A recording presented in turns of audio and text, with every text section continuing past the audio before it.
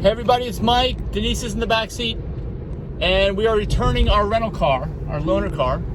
Oops, I gotta get out of the way of this traffic. And I wanted to give you guys a summary of our long-term review of this Model 3. It's a 2018, I think it is, or 2019 Model 3. So it's newer than what we have, which is 2017 Model X. And this is a dual motor long range.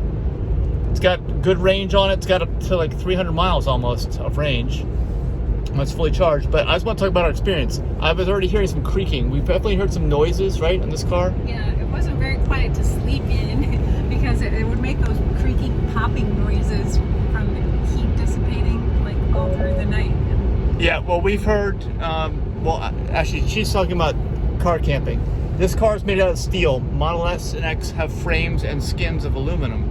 So I think that they don't pop like that. There's like a snap, crackle, pop sound that she's talking about. After you supercharge, because of the heat changing, it pops. But we've never experienced that on the Model X before. We've never experienced the cameras that need to be cleaned like we have on this car. I've never experienced suspension creaks in the front and the back. I've had front ones in the Tesla Model X, but not the back. Even today we've been hearing the back. This car only has 44,000 miles on it. It's not like it has a lot of miles on it. Our car has 220. So, I don't know, though it's a loaner, right? It's a rental car, so it's probably been abused, I'm guessing, right? It hasn't been treated the best. I know I've thrown it into a lot of corners. This is a great car for drifting and just such a low center of gravity, like a go-kart. You drove it, right? It handles really well. I would be happy owning one. I'm just not the happiest for trying to car camp with quiet, but I can see why people all this glass would like it, because this is the inexpensive model, yet it has autopilot and all the other advanced features that your car has. So it has more range because it's smaller and lighter, and it still handles awesome. Yep, so it's got all those things, and it's got a lot of space in it. I think maybe more usable space than Model S, except it has no hatchback. You can see our cooler back there in the trunk. That's a little bit of a drawback, no hatchback, but that's just the way they marketed it, because it has almost the same space as the Model S. So I don't know if I'd like the rear-wheel drive version. I don't know if I'd like the smaller battery pack. It's got all these glass roofs are all standard on the Model 3. It's got plenty of power, plenty of cornering ability, and it charges fast too. It's the other thing. Yeah. But it's just like the creaking noises. But I don't know how much of that is just the model itself and how much of that is maybe a poor design, but I don't think so. I have a feeling this car's been abused. That's what I think. I think it's been thoroughly abused. Yeah, and it's still... Every time we charged it, the battery pack would heat up and it would start making popping noises. I don't think that has snap, crackle, pop to do with the abuse. Well, maybe not. But the suspension, Yeah, because it's front and rear suspension noises we're hearing.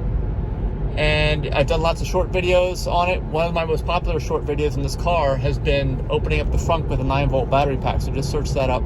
It's got like 20,000 views on it already. Yeah. So, and then you can see here's the interior. It's the simple one-screen interior. I still can't get used to having no instrument, anything in the front of the car. I keep thinking at night that the dash light's burnt out. That's what it seems like to me. Yeah. It still seems that way to me. Yeah, it's more difficult to find out how fast you're going or what's left on your range when you have to shift your eyes so far to the right. Yeah, and the biggest thing here is that you can't do the windshield wipers, okay? So in order to do windshield wipers, you have to be really fast. You have to, what do you have to do? Can't remember, car, and then if you're remembering, not taking your eyes off the road, then you can do that, you see? But you have to figure that all out while you're driving, and that's very distracting. I know that's probably one of the worst features of the car. There's no stock. Yeah, there's no stock. If I push the button here, it'll do not one wipe, but it'll do clean. Yeah, but then you use your wiper fluid every time you do that. So that's about it. I think overall it's a good car. It's a good value. It's a solid car. Safest car in its class. Great handling car. Great crash protection. Great speed, power. So just like most Teslas anyway. It's not any less comfortable than your Model X either. The seats are pretty. Well, the ride, you can see the car, things move. It's not It's not a nice smooth ride that I'm used to. This car definitely weighs less. You feel more undulations in the pavement. You're lower to the ground, and you have no air suspension. So there's a huge difference there. You may not notice it as a passenger. I think you would, but you don't. But I notice it as a driver. I absolutely notice this. So that's about it for my review. Anything else you want to add? Long-term review. We put about 2,000 miles on in about 3 weeks. Yeah. So this is our long-term experience with the Model 3. You know, and then how do you compare it to the Polestar again? We've had the Polestar twice, which is a very similar sedan. Very, very similar. I think this handles nicer than the Polestar. Yeah, this does everything better than the Polestar, in my opinion. I mean, unless you like to not have to have the lowest driving position, which this is more like a go-kart, like I said, but then it's a safer car, it's better handling. There's trade-offs. And yeah, I'd say this is better in every regard, including more space in the interior. Yeah. So that's it. Let us know what you think of the Model 3, and Model Y is very similar, except Model Y has the hatchback and it's taller, like we were saying. So it's more practical, has a little bit more room in the car, and is more money too.